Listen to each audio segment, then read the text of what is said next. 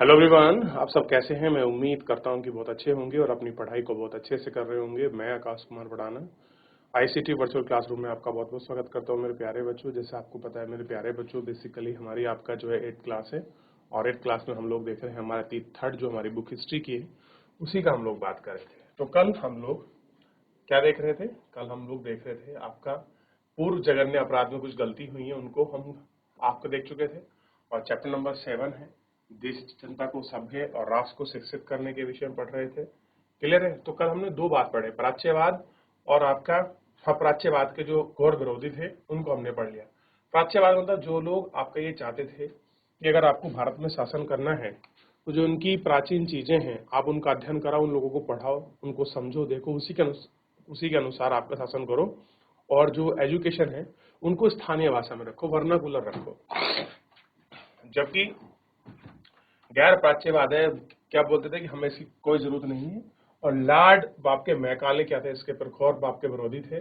और Lord Hasting क्या थे, प्राच्यवाद के समर्थक थे। इतना हम लोग समझ लिया था, मोटा मोटा अच्छे से पढ़ लिया था कल हमने। अब थोड़ा सा आगे बढ़ते हैं और आगे बढ़ने के साथ को देखने की कोशिश करते हैं। ठीक, देखिए, गहन ऊर्जा और आवेशपूर्ण मैकाले ने अंग्रेजी भाषा सीखने की जरूरत पर जोर दिया। उसका मानना था कि अंग्रेज के ज्ञान से भारतीय की दुनिया में सर्वश्रेष्ठ साहित्यिक कृतियां हैं, कहती हैं साहित्यिक कृतियां हैं। यहाँ के लोग पश्चिमी विज्ञान और दर्शन के क्षेत्र में विकास के अलावा हो पाएंगे। इस प्रकार उनका कहना था कि अंग्रेज पढ़ना लिखना लोगों को सभ्य बनाना, उनकी रुचि, मूल्य और संस्कृति को बदलने का रास्ता है। कैसा है? ये सारे रास्ते हैं जिनके माध्यम से ये सारी चीजें हो सकती हैं। ये आप इनको देख सकते हैं कि प्राच्य संस्कृति को हम आपका देखते हैं या प्राच्य संस्कृति पर बात करते हैं। ठीक है, थॉमस बेंटिंग मैकाले और उनका अध्ययन। ठीक है, इनको आप देख लीजिए। थॉमस बेंटिंग मैकाले और अध्ययन को हमने देख लिया, क्या कुछ कैसे था। मैकाले के मिनट्स वितरण के आधार पर 1835 में अंग्रेज शिक्षा अधिनियम पारित किया। यह फैसला दिया गया कि अंग्रेजों को उच्च शिक्षा का माध्यम बनाया जाए, कलकत्ता में मदरसा और बनारस में संस्कृत कॉलेज जैसे प्राच्य संस्थानों को प्रोत्साहन न दिया जाए। इन स्थानों को अपने आप क्षरण का शिकार होते जा रहे अंधकार में के मंदिरों की संज्ञा दी गई। क्या दी गई? अपने आप क्षरण होते का शिकार जा रहे अंधकार के मंदिर। ये कैसे हैं? ये को शिक्षा के केंद्र थोड़ी हैं।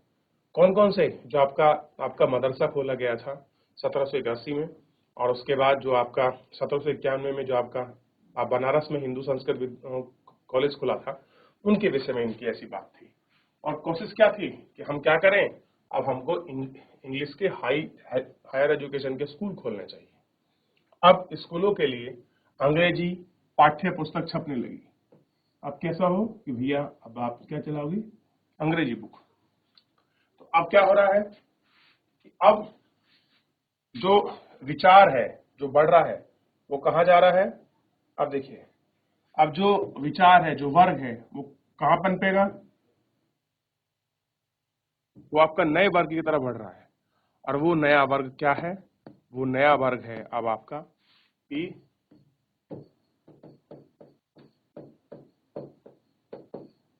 अंग्रेजी शिक्षा की तरफ बढ़ावा। तो ये क्लियर है। अब जो भी अनुदान मिलेगा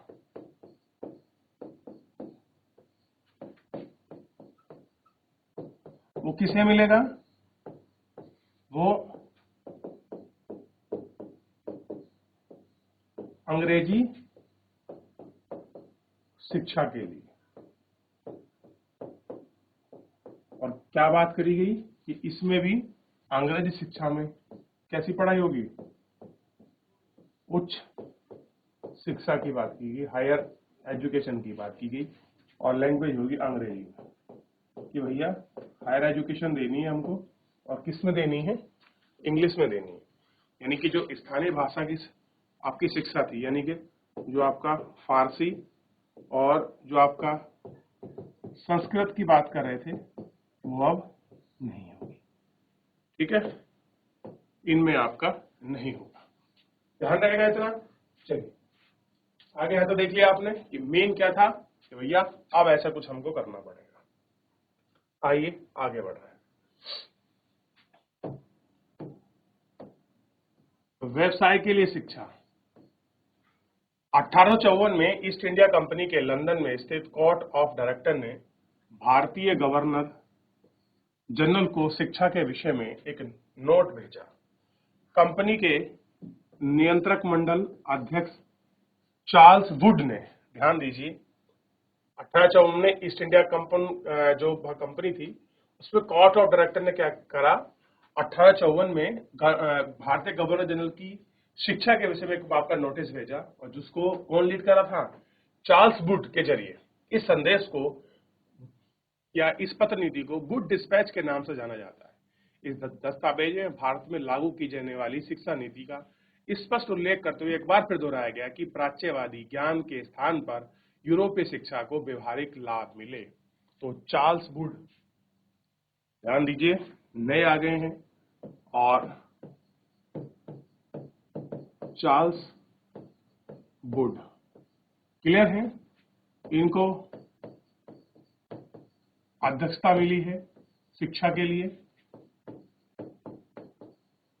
क्लियर है। और ये कब आ रहा है, 1854 में चार्ल्स वुड डिस्पैच आया, ये ऐसा लिख लेते हैं 1854 में। और इसमें क्या कहा गया कि अंग्रेजी शिक्षा को बढ़ावा दिया जाए। क्लियर है, अंग्रेजी शिक्षा को बढ़ावा दिया जाए, ऐसी बात की गई। ठीक, और क्या बोल दिया, इसको कहा गया वुड डिस्पैच के नाम से जाना जाता है। और भारत में लागू की जाने वाली शिक्षा नीति की स्पष्ट रूपरेखा करते हुए बिल्कुल स्पष्ट रूपरेखा बना दी, और स्पष्ट कहा कि हम लोग व्यवहारिक लाभ प्राप्त करने के लिए प्राच्य ज्ञान के स्थान पर क्या करेंगे, हम यूरोपीय शिक्षा को अपनाएंगे। तो ध्यान दीजिए क्या होगा, अब इसमें किसकी बात की गई,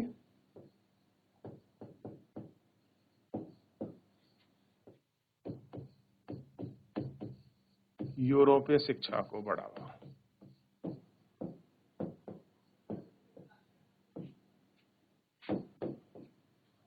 क्लियर है, आगे बढ़े।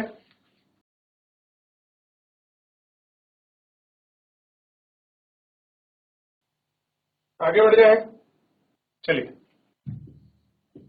इस दस्तावेज में यूरोपीय शिक्षा का एक व्यवहारिक आर्थिक लाभ क्षेत्र बताया गया है।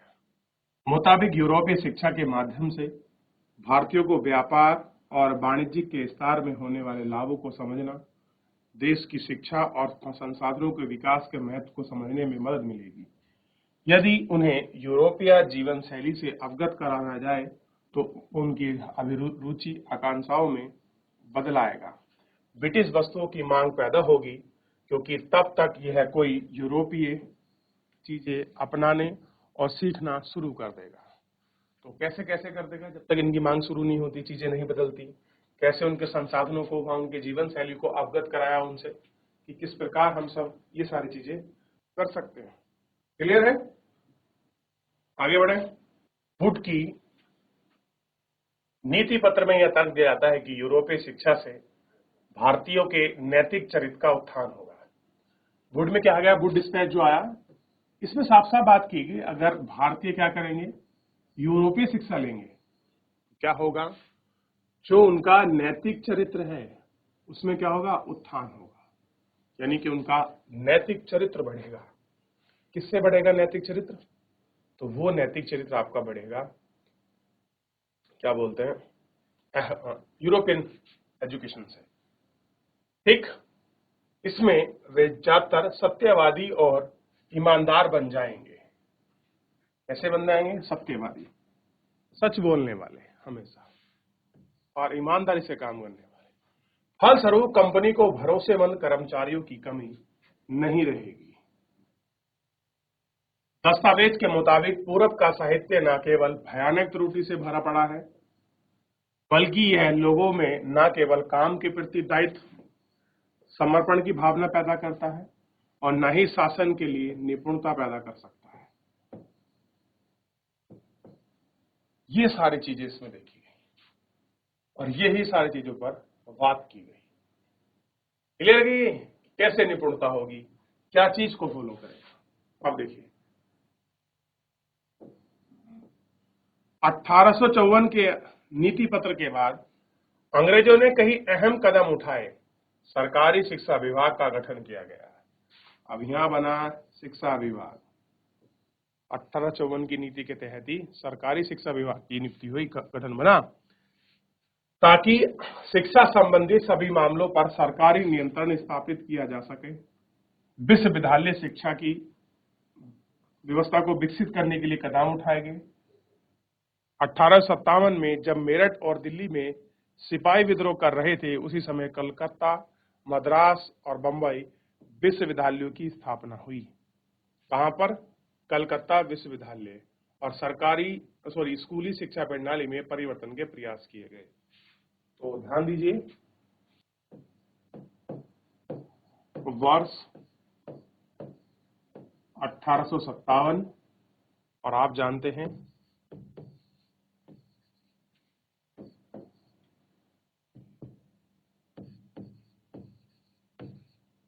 कलकत्ता,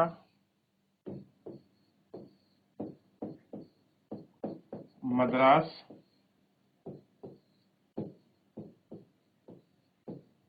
बंबई, इनमें क्या खुला? ये तीन बाप की प्रेसिडेंसी थी और बाप का तीनों में एक एक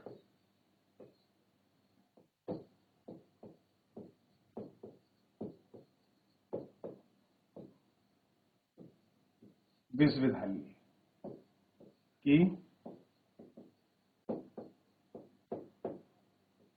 स्थापना हुई। ध्यान रहेगा, क्या हुई? तीनों में एक एक विश्वविद्यालय की स्थापना हुई। क्लियर है? ध्यान रहेगा, ध्यान दीजिए। और आप ये क्या कह रहे हैं कि इसी समय मेरठ में क्या हो रही है?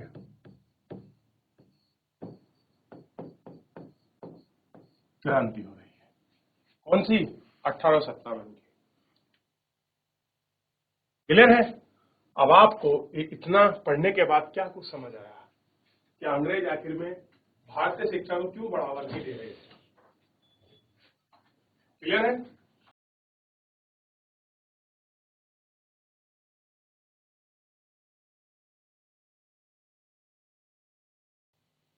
देख लिया? याद रहेगा आपको? तो हमने क्या देखा कि 1857 में जब आपके मेरठ में क्रांति हो रही थी, उस समय 3 विश्वविद्यालय बने। कहां बना? कलकत्ता, मद्रास और बंबई। आप जानते हैं तीनों ही आपका क्या थी? अंग्रेजों की आपका एक क्या थी? जल्दी बताइए, बताया मैंने आपको, ये प्रेसिडेंसी थी। क्लियर है? और तीनों में विश्वविद्यालय। और ध्यान दीजिए, इन तीनों विश्वविद्यालय में क्या रखा गया था? अंग्रेजी माध्यम की शिक्षा होगी, माध्यम की शिक्षा, यानी कि वर्नाकुलर नहीं है। ध्यान रखिए, वर्नाकुलर आपको केवल कहाँ मिली? मद्रास और बनारस का जो आपका संस्कृत विश्वविद्यालय है, उसी के अंदर। क्लियर है? क्योंकि अब कौन आ चुके हैं आपको पता है। यहाँ एक व्यक्ति की एंट्री हो चुकी है, लॉर्ड मैकाले। और ये कौन है? ये आधुनिक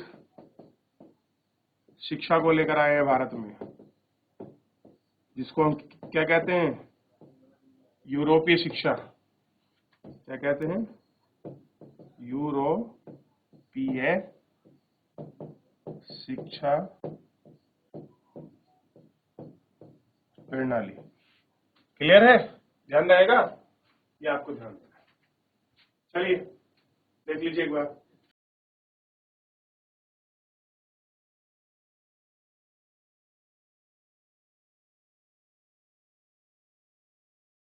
हो गया, आगे बढ़ जाए। हो गया, चलिए आगे बढ़ेंगे। यहाँ तक कोई डाउट, कोई क्वेरी किसी बच्चे का? तो आप 3 विश्वविद्यालय आप लोग खोल चुके हैं जो आपके तीनों प्रेसिडेंसी हैं इनके अंतर्गत। अब देखिए उस समय 19वीं शताब्दी में जो क्या खुला है आपका विश्वविद्यालय खुला है, इसका नाम क्या है? बम्बई विश्वविद्यालय। देखिए कितना सुंदर बना हुआ है बम्बई विश्वविद्यालय। उस जमाने में उन्होंने ऐसे कॉलेज बनाए थे। अगर वो थोड़े दिन और रुक जाते तो मुझे लगता है एजुकेशन सिस्टम को पलट जाते पूरे को। लेकिन नहीं, हमें को अपनी भारतीय साहित्य शिक्षा को भी ध्यान रखना है, पाश्चात्य शिक्षा। क्लियर है? चलिए हमको एक व्यक्तित्व मिले हैं, थोड़ा हम इनके विषय में पढ़ते हैं। स्कॉटलैंड के ईसाई प्रचारक विलियम कैरे, जिन्होंने सेरा रामपुर मिशन के तहत इन्होंने कुछ मदद की थी। आइए देखते हैं क्या है। स्कॉटलैंड के विलियम कैरे अब कह रहे हैं कि नैतिक शिक्षा की मांग। नैतिक, एथिक मतलब एथिकल बात कर रहे हैं, जो बिल्कुल नैतिकता के रूप में हो, ऐसी शिक्षा की बात करी उन्होंने।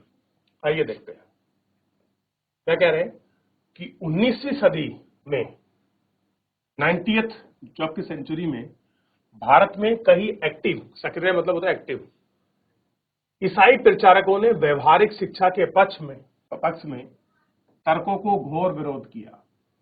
प्रचारकों का मानना था कि शिक्षा का उद्देश्य लोगों में नैतिक चरित्र सुधार लाना होता है। देखिए एजुकेशन का मेन मतलब क्या है, ये आज भी है कि लोगों में नैतिक चरित्र में सुधार लाना है। आप पढ़ लिख कर हमेशा आप अधिकारी बने, आपकी नौकरी लगे, ये जरूरी नहीं है। शिक्षा के साथ आपके अंदर नैतिकता जो आती है, मेनली शिक्षा का उद्देश्य है आपके नैतिक चरित्र में सुधार करना, जो उसका प्राइम काम है। एक हम बोलते हैं ना कि आप क्या है, आपने ऐसा काम किया है, आप लोग पढ़े लिखे नहीं है क्या? तो हमेशा आपसे ये उम्मीद की जाती है कि शिक्षित पढ़ा लिखा व्यक्ति या शिक्षित समाज देश की प्रगति में विकास बनेगा, और वो केवल नौकरी के माध्यम से नहीं होता, बहुत सारे ऐसे पहलू हैं। ये शिक्षा का मेन उद्देश्य है। नैतिक उत्थान केवल ईसाई शिक्षा के जरिए संभव है। अब इन्होंने क्या शब्द लगा दिया? केवल, यानी कि ओनली। अगर आप चाहते हैं कि आप नैतिकली स्ट्रॉन्ग हो, आपका उत्थान हो, तो आपको केवल क्या चाहिए? यूरोपियन शिक्षा चाहिए। क्या ये संभव है? हाँ, उस जमाने में उनको लगता होगा कि हमारे बराबर इंग्लिश नहीं बोलते, अच्छा ड्रेसअप नहीं करते, अच्छा स्टैंडर्ड में खाते पीते नहीं है, तो ये लोग सभ्य नहीं है उस जमाने में। और तब भारतीय लोगों के जमाने में अंतर है। आज भारतीय लोग ऐसा है कि दुनिया में कहीं भी जाइए हर जगह फिट हो जाते हैं। क्लियर है? चलिए 1813 तक ईस्ट इंडिया कंपनी भारत के प्राच्य गतिविधियों के विरुद्ध थी। क्या थी? 1813 तक कंपनी को भय था कि प्राच्यों की गतिविधि की वजह से स्थानीय जनता के बीच असंतोष पैदा होगा और लोग अंग्रेजों की उपस्थिति में शक की नजर से देखने लगेंगे। ब्रिटिश नियंत्रण वाले भूभाग में अपनी संस्थाएं ना खोल पाने की वजह से अंततः सेरा रामपुर में अपने मिशन खोला और इसका इलाका डेनिश ईस्ट इंडिया कंपनी के नियंत्रण में आ गया। जहां खोला गया सेरा रामपुर में, वो क्या था? डेनिश लोग थे, ये उनका नियंत्रण था। और वर्ष 1800 में छाप खाना लगाया गया। छाप खाना मतलब जो आपका प्रिंटिंग प्रेस होती है उसको छाप खाना कहते हैं हिंदी में। और 1818 में एक कॉलेज खोला गया। 19वीं सदी के दौरान पूरे भारत में जो प्राचारक थे, यानी कि जो अपने मैसेज को ट्रांसफर करते थे स्कूलों में, परंतु 1857 के बाद ब्रिटिश सरकार ने प्रचारक शिक्षकों को प्रत्यक्ष सहायता देने में आनाकानी करने लगे, यानी कि जो हेल्प मिलता था, जो उनको ग्रांट मिलता था, यानी कि जो पैसे मिलते थे, मना करने लगे।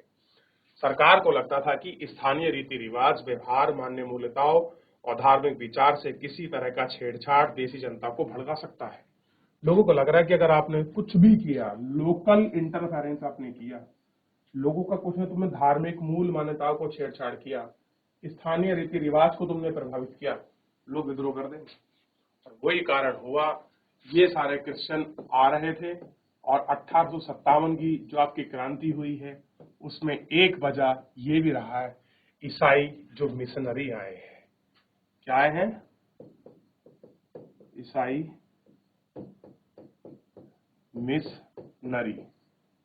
इनकी वजह से भी क्या हुआ? विद्रोह का कारण हुआ। कारण था रीति रिवाज का प्रभावित होना। अब ये क्या कर रहे थे? मान लीजिए कोई व्यक्ति है, एससी और एसटी की स्थिति थोड़ी उस जमाने में अच्छी नहीं थी, तो ये क्या करते थे? उनको आप ईसाई मिशनरी बनाते थे और फिर उनको क्या करते थे? बहुत सारी चीजें उनको मुफ्त में देते थे। जैसे वो कहते कि आपको शिक्षा मिलेगी, बिना लगान की भूमि आपको मिल जाएगी। इस तरह से लोग लोहावन नीति हो रही थी और लोग क्या थे? उस तरफ बढ़ रहे थे। तो कुछ लोगों ने इसको कहा कि हमारे धर्म का, हमारे रीति रिवाज, हाँ, और जो हमारी परंपरा उसका हास कर रहे हैं और ये चीजें पनपने लगी।